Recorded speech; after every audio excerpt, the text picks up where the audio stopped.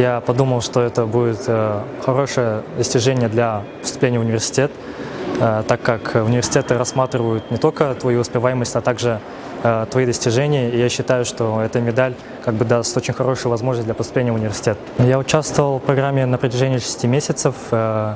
Из такого самого лучшего направления я бы хотел отметить спорт, а также волонтерство. В спорте я выбрал вид спорта хоккей, потому что сам им давно занимался. И у меня была цель это забивать шайбы в играх.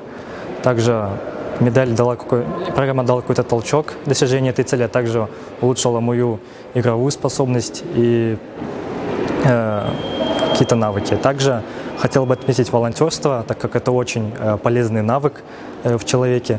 Я открыл кружок по дебатам, так как в школе я участвовал в различных дебатных турнирах и хотел бы делиться своим опытом моим сверстникам, которые также передавали этот опыт другим людям, так как дебаты очень такое полезное хобби, которое позволяет отставить твою точку зрения. Мне пришлось планировать, что когда делать.